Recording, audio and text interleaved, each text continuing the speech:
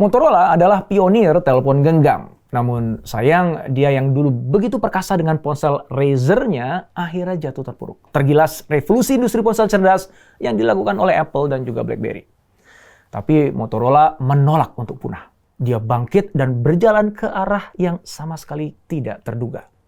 Sekarang Motorola eksis sebagai pemain utama di bisnis penyedia teknologi keselamatan publik. Gimana tuh ceritanya? Yuk kita telusuri kisah serunya.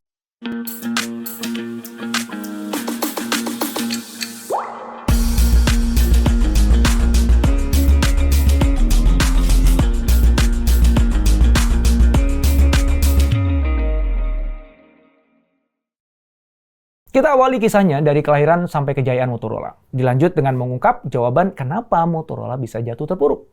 Lalu kita memasuki inti cerita tentang bagaimana Motorola akhirnya bangkit dan bagaimana pula mereka menghadapi kritik. Terakhir kita ambil hikmah pelajaran dari kisah epik kebangkitan Motorola ini.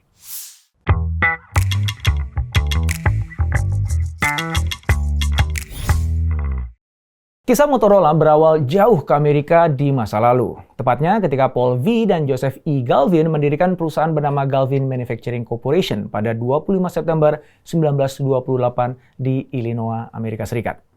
Perusahaan ini awalnya hanya memproduksi adaptor, alat yang mengubah arus listrik AC menjadi DC. Belakangan mereka memproduksi radio yang bisa dipasang di mobil. Sejak diperkenalkan pada tahun 1930, produk radio mobil mereka sukses di pasaran. Sukses tersebut menginspirasi Paul melahirkan brand Motorola. Diambil dari kata motor dan ola, sebuah kata akhir yang di zaman itu lazim dipakai sebagai nama perusahaan seperti Moviola atau Crayola. Brand Motorola kemudian melesat naik ke panggung dunia ketika mereka berhasil memproduksi telepon seluler.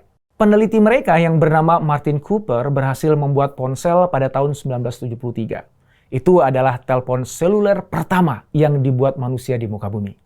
Namun, baru 10 tahun kemudian, tepatnya di tahun 1983, masyarakat dunia mengenal ponsel dan bisa menggunakannya. Motorola memproduksi ponselnya itu secara massal dan menjualnya dengan brand Dynatec 8000X. Pada tahun 1991, Motorola kembali menorehkan sejarah. Kali ini, mereka berhasil menciptakan ponsel digital dengan platform GSM. Sejak itulah Motorola terus memproduksi dan merilis berbagai varian telepon genggam. Dari sekian banyak varian yang diproduksi, Razr V3 menjadi model yang paling terkenal. Bodinya berbahan logam dan desainnya sangat futuristik, berbentuk flip atau lipat. Begitu fantastik dan menariknya model flip, sehingga banyak pesaing meniru model serupa, termasuk oleh duet Korea Samsung dan LG. Namun tetap aja persepsi ponsel lipat sudah kadung melekat pada Razr V3 yang sukses mendorong Motorola ke puncak kejayaannya. Lalu kira-kira apa ya yang salah sehingga kok Motorola jatuh dari puncak kejayaannya?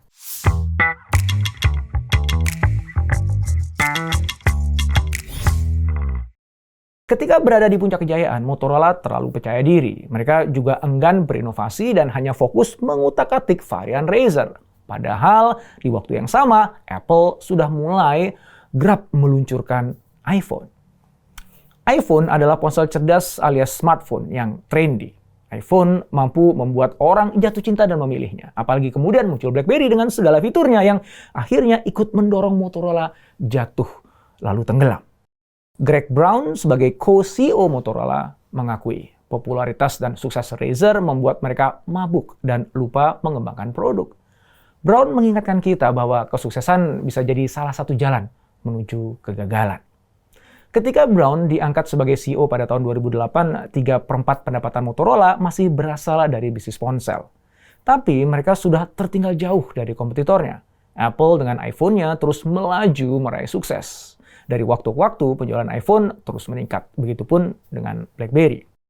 Brown sadar Motorola tidak akan bisa mengejar kemajuan kompetitornya. Apalagi mereka merugi selama 3 tahun berturut-turut. Harga sahamnya juga anjlok. Bayangin aja ya, per Oktober 2006 harga sahamnya itu masih berkisar 107 US dollar. Tapi pada Maret 2009 anjlok menjadi hanya 13 US dollar aja. Lalu apa yang Greg Brown lakukan? 2 bulan setelah ia menjadi CEO, yaitu di bulan Maret 2008, Brown membuat keputusan bersejarah. Motorola membelah dirinya menjadi 2 bagian. Pertama, Motorola Mobility yang fokus pada bisnis ponsel. Dan kedua, Motorola Solutions yang fokus pada pengembangan teknologi komunikasi. Meskipun demikian, pemisahan itu baru benar-benar terrealisasi pada tahun 2011. Setelah dipisah, Motorola Mobility hanya bertahan 1 tahun. Ia dijual ke Google pada tahun 2012 seharga 12,5 miliar US dollar. Bagi Google, itulah transaksi terbesar yang pernah mereka lakukan pada saat itu. Meskipun kemudian Google pun menyerah setelah gagal mengembangkan bisnis ponsel Motorola. Dan akhirnya Google menjual Motorola Mobility ke Lenovo seharga 2,91 miliar US dollar. Nah, setelah Motorola Mobility lepas dari genggaman, Greg Brown dihadapkan pada satu-satunya pilihan untuk survive, yaitu gimana caranya ya segera memutar roda Motorola Solutions. Ini jalan yang nggak mudah, penuh risiko, dan nggak pernah terbayangkan sebelumnya. Nah, di bagian berikutnya kita akan masuk ke inti cerita tentang bagaimana Motorola bertransformasi, bagaimana mereka melakukan turnaround bisnis yang mengubah haluan menjadi penyedia teknologi keselamatan publik.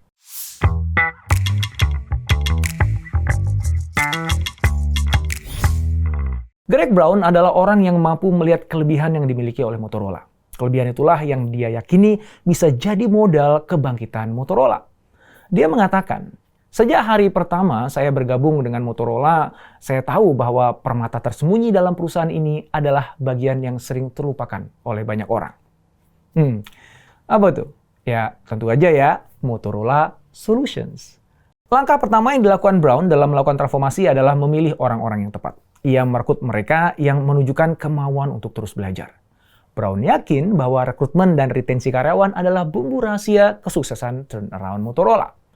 Begitulah cara ia mengubah budaya perusahaan yang diperlukan untuk mendukung proses transformasi. Dalam 4 tahun terakhir, lebih dari separuh karyawan Motorola adalah orang baru. Jadi perubahan budaya, kecepatan inovasi, investasi organik dalam akuisisi yang ada saat ini, fasenya udah bagus. Saya suka dengan kartu yang kami miliki. Kami hanya perlu mengeksekusi dan tetap fokus. Begitu kata Brown. Brown juga dikenal sebagai pemimpin yang memiliki kepedulian tinggi terhadap detail. Ketika mengatasi masalah, dia tidak suka menggunakan task force. Dia memilih untuk mengatasinya langsung. Biasanya Brown akan memanggil jajaran eksekutif perusahaan untuk berdiskusi dan memecahkan masalah bersama dengan dia. Di tengah proses transformasinya pada tahun 2015, Motorola memperoleh investasi 1 miliar US dollar dari Silver Lake. Dan sejak itu pula, Brown terus-menerus mengakuisisi perusahaan-perusahaan kecil, sampai jumlahnya mencapai 35 perusahaan. Misalnya di tahun 2017, Motorola berinvestasi pada Neuralink, perusahaan rintisan yang mengembangkan kecerdasan buatan. 2 tahun berikutnya mengakuisisi Vigilant Solutions yang memproduksi teknologi pembacaan plat nomor. Lalu mengakuisisi WatchGuard, pembuat kamera tubuh untuk polisi. Belakangan mereka mengakuisisi Avigilon yang dinilai para analis sebagai kunci pertumbuhan Motorola. Sebab akuisisi itu menjadi pondasi untuk Motorola mengembangkan produk video. Menurut Brown, akuisisi ini dilakukan untuk melengkapi penawaran produk Motorola dalam jangka panjang ke depan. Itulah sebabnya perusahaan yang diakuisisi adalah perusahaan-perusahaan teknologi digital yang canggih. Langkah inilah yang membuat Motorola sekarang tampil paling depan di bisnis teknologi keamanan. Mereka berhasil menggabungkan keunggulannya dalam teknologi radio dengan kelincahan dalam menangkap landscape teknologi terkini. Memang apa sih yang jadi produk yang dihasilkan oleh Motorola Solutions? Satu di antaranya yang terbaru adalah M500. Ini adalah produk sistem pengawasan otomatis dan command center. Diaplikasikan melalui kamera yang dipasang di depan dan di belakang mobil patroli polisi. Secara otomatis, kamera ini bisa memindai orang yang mendekat ke mobil. Dalam sistem ini juga dioperasikan di bodi kamera yang dipasang di badan petugas patroli dan terhubung ke sistem. M500 memiliki otak berbasis AI untuk menganalisis situasi yang tertangkap oleh kamera. Jadi sistem ini secara otomatis bisa memberi peringatan bahaya kepada petugas patroli atau ke operator dan juga pusat panggilan darurat 911. Produk ini juga dipakai untuk membantu sistem keamanan rumah sakit, ruang acara, dan juga sekolah. Contohnya di Stadion State Farm di Arizona yang memakai produk Motorola ini untuk memantau kerumunan penonton di Super Bowl. Kehebatan M500 membuat bisnis Motorola terpacu tumbuh dengan cepat. Aksi kriminalitas dan kekerasan yang merebak di Amerika juga membuat sistem keamanan yang didukung teknologi canggih buatan Motorola ini jadi produk yang semakin relevan. Sampai 2023, Motorola sudah melayani lebih dari 10.000 pelanggan di lebih dari 100 negara. Tapi tentu aja nggak ada produk yang sempurna. Di balik kesuksesannya, Motorola masih aja menuai kritik.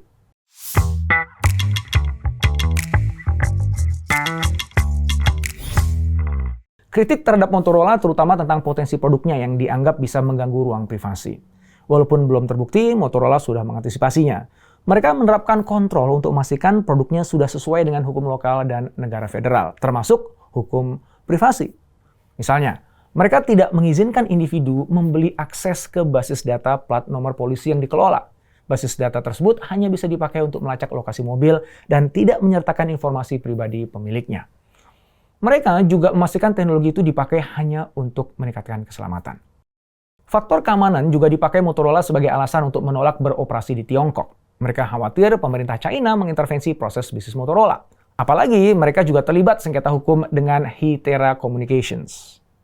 Siapa tuh? Dia adalah perusahaan Tiongkok pesaing Motorola yang dianggap telah mencuri kekayaan intelektualnya. Hytera menggugat balik Motorola yang dianggap telah memonopoli pasar komunikasi radio darurat di Amerika. Tapi pada tahun 2020, pengadilan federal di Illinois justru mendakwa Hytera untuk membayar Motorola sebesar 746 juta US dollar atas pencurian hak intelektual. Sejak tahun 2016, pertumbuhan Motorola Solutions tumbuh dengan stabil. Sukses mereka sebagian besar berasal dari diversifikasi unit bisnis layanan yang menjadi segmen bisnis Motorola yang paling cepat berkembangnya. Pendapatan pada tahun 2019 mencapai 3,2 miliar US dollar atau 40% dari total pendapatan. Dengan segala kemajuannya, pada tahun 2022 nilai penjualan dan pendapatan per saham Motorola naik 2 digit. Sedangkan arus kas operasional meningkat 40%. Selain itu, di dalam daftar Fortune 500, peringkat Motorola naik ke nomor 418. Sementara itu, Motorola menempati peringkat ketiga dalam daftar Most Admired Company versi majalah Fortune tahun 2020. Peringkat itu diraih Motorola selama 3 tahun berturut-turut pada kategori industri, jaringan, dan peralatan komunikasi lainnya. Pemeringkatan ini dihasilkan dari sejumlah indikator yang diukur seperti reputasi, inovasi, kualitas manajemen, dan juga tanggung jawab sosial. Semua prestasi itu menunjukkan bahwa Motorola telah sukses bertransformasi.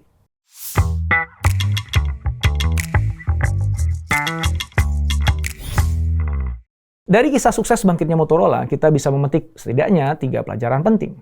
Pertama, keputusan Motorola migrasi dari bisnis ponsel ke bisnis teknologi keamanan adalah keputusan strategis sekaligus visioner. Ketika industri telekomunikasi semakin kompetitif, Motorola memilih hijrah ke sektor teknologi keamanan. Langkah ini mengingatkan kita tentang perlunya keberanian dan ketangguhan dalam melakukan transformasi supaya bisnis tetap hidup. Terutama keberanian untuk meninggalkan zona nyaman dan menjalani jalan terjal yang penuh ketidakpastian dengan tetap bersikap optimis tentu saja dan juga inovatif serta kreatif.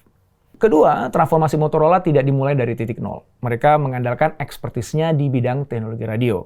Lalu mereka mampu mengintegrasikannya dengan teknologi digital yang mereka adopsi. Dari situ kemudian lahir produk teknologi keamanan yang menjadi andalan bisnis berikutnya. Dengan begitu, Motorola tetap bisa eksis di era digital sekarang. Jadi yang penting adalah bagaimana kita mampu mengkapitalisasi pengalaman, keahlian, dan keunggulan produk serta teknologi yang dikuasai sebelumnya. Lalu, jadikan itu sebagai bekal menempuh perjalanan transformasi. Yang ketiga, proses transformasi Motorola tidak hanya melibatkan perubahan strategis, melainkan juga mencakup perubahan budaya perusahaan. Motorola telah memastikan bahwa kultur perusahaan mereka tetap mendukung inovasi dan adaptasi. Mereka menanamkan kultur yang lincah dan responsif terhadap perubahan. Itulah kultur yang memungkinkan mereka bisa mengadopsi teknologi baru untuk menjawab kebutuhan pelanggan. Semoga bermanfaat.